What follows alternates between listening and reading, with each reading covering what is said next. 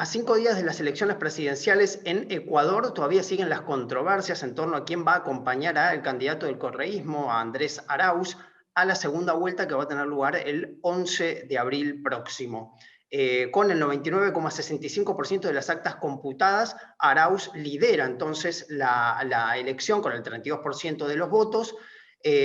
Por otro lado, el banquero Guillermo Lasso le saca tan solo 34.000 votos al tercero, que es el candidato del partido indigenista Pachacutic, Yacu Pérez, se llama este candidato.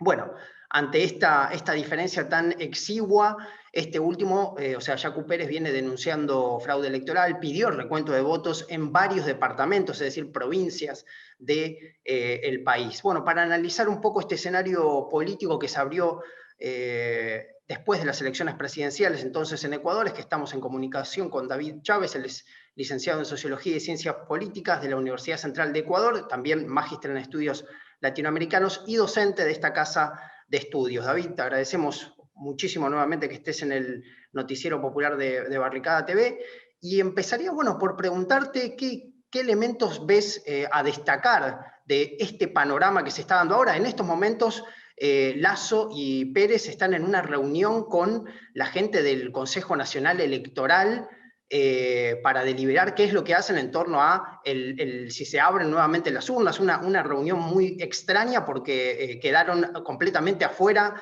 todos los demás partidos políticos. De hecho, Arauz no formó parte y él sacó el 32% de los votos. Bueno, ¿cuál es tu visión en torno de este panorama que se abrió en Ecuador?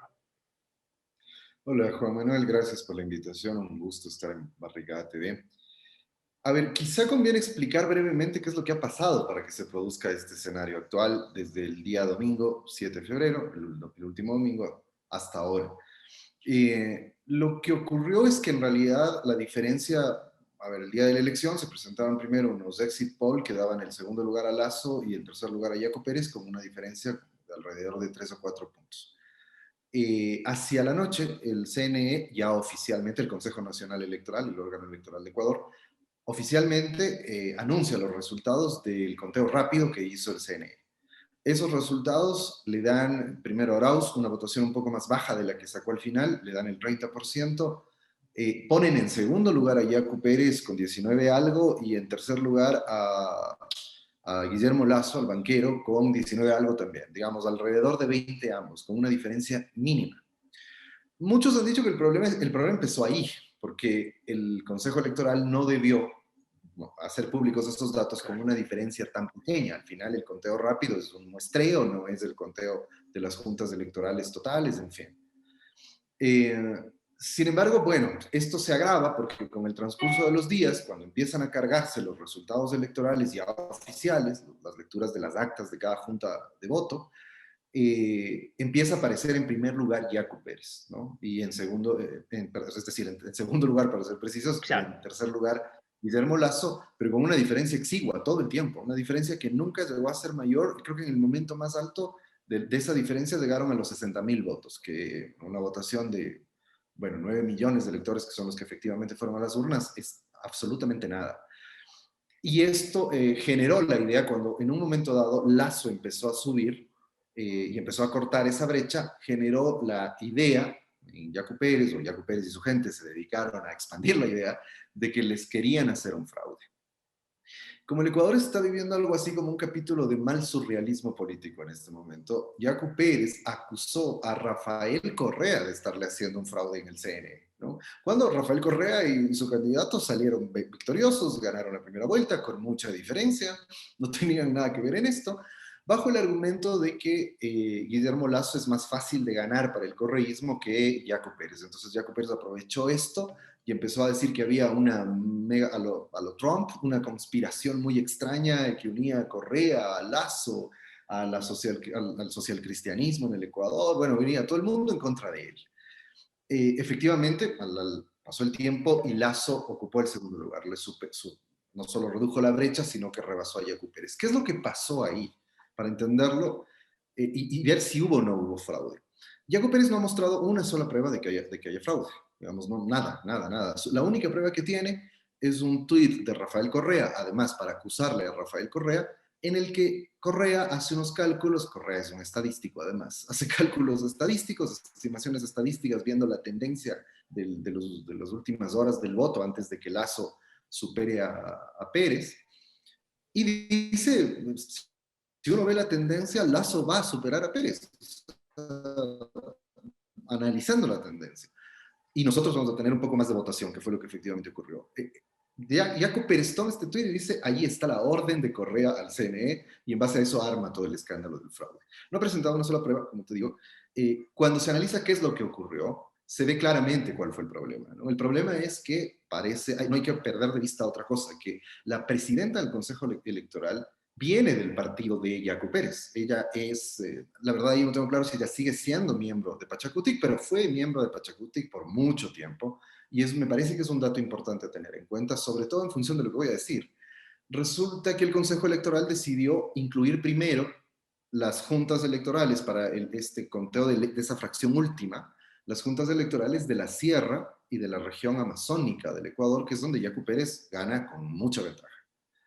Y dejó hacia el final del conteo las provincias de la costa, en donde en cambio Lasso en el segundo lugar, porque en la costa gana largamente el correísmo, pero Lasso queda en segundo lugar y está bastante más arriba que Jaco Pérez en las provincias de la costa, que por otro lado son provincias mucho más pobladas que las provincias andinas y amazónicas. Entonces, eso explica claramente por qué la tendencia se revirtió. Al final empezaron a entrar los votos de Guayas, que es un bastión, bueno, ya no es bastión, creo, él lo era hace algún tiempo, ahora es un bastión correísta, pero tiene una votación importante ahí todavía, y Jaco Pérez tiene en cambio una votación muy exigua. Entonces, este fenómeno explica qué es lo que pasó con el comportamiento electoral. Pero me parece que esto sirvió, efectivamente creo que todos los actores políticos, Pérez, Lasso, etcétera, sabían, y el Consejo Electoral, sabían que esto es lo que estaba ocurriendo.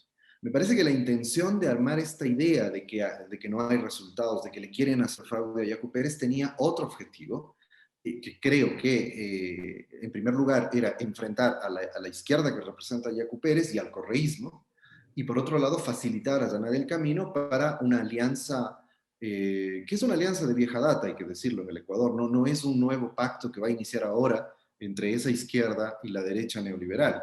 Es un pacto que ya tiene una larga historia.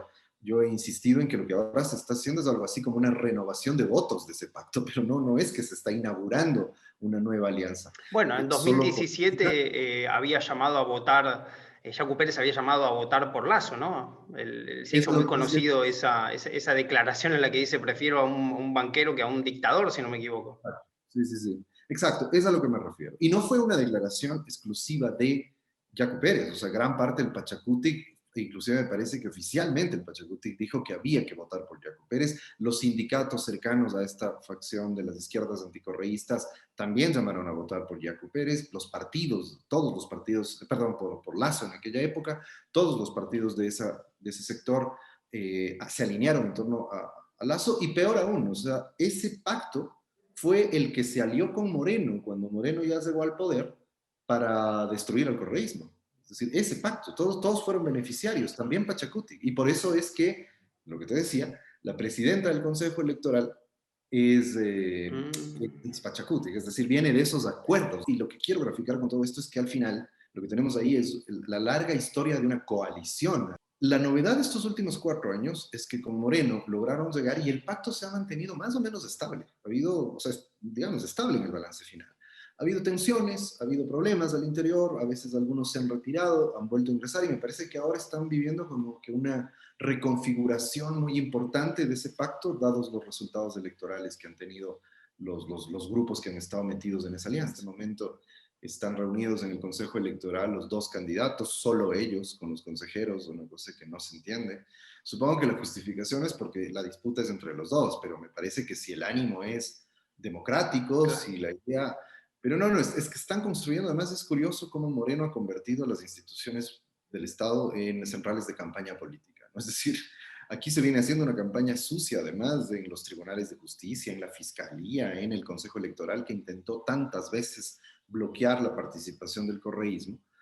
Y ahora estamos de nuevo en eso. O sea, el Consejo Electoral a mí me parece inadmisible. El Consejo Electoral está convertido en algo así como central de campaña de la nueva alianza que va a enfrentar al correísmo en la segunda vuelta. La votación de Yacu Pérez es muy heterogénea y también hay un voto de derecha muy, muy particular, una derecha muy, que será contemporánea, moderna, liberal, si quieres, liberal en el sentido más gringo, digamos, ¿no? Muy defensora de derechos colectivos, etcétera, pero completamente de acuerdo con el neoliberalismo. Hay ese tipo de votación en Yacu también. Pero en cambio, quien es un votante de izquierdas de Yacu no va a ver con buenos ojos la relación con el banquero, que es la representación. Los banqueros no son muy populares en ningún lugar del mundo. Y además, la representación del neoliberalismo total. Entonces, el votante de izquierdas de Yacu Pérez no lo va a ver bien. Y el votante de derechas de Lasso tampoco, el más radical, tampoco va a ver muy bien aliarse con lo que se supone que son los enemigos, sus enemigos naturales, que son las izquierdas. Pero en cambio me parece que el dilema radica en que uno podría pensar que lo adecuado era hacer un pacto más bien en las sombras, digamos, o en silencio, para que no sea tan evidente, pero como lo que intentan es arrastrar los electorados, que saben que son muy frágiles al final, o sea, saben que no son electorados como los del correísmo, ¿no? El que ha tenido ahora. El que ha tenido ahora el correísmo es prácticamente su voto duro, o sea, el voto más correísta militante fuerte. Ninguno de los dos tiene un voto de las dimensiones que tiene el correísmo tan fuerte, ¿no? Saben de esa debilidad y entonces la única opción que tienen, corriéndose el riesgo de perder ciertos segmentos, es llegar a hacer pública la alianza. Entonces, y con toda esta amplificación que significa que el propio órgano electoral sea el escenario en donde se consume esta alianza, que es lo que está ocurriendo en este momento. Entonces creo que eso es inevitable. Me parece que el correísmo en uno u otro escenario se veía complicado, digamos, ¿no? O sea, iba a haber un enfrentamiento con esta poderosa alianza de muchos actores, etcétera. Creo que el escenario no varía tanto, insisto en que quizá con Lazo es un poco más fácil, pero solamente eso.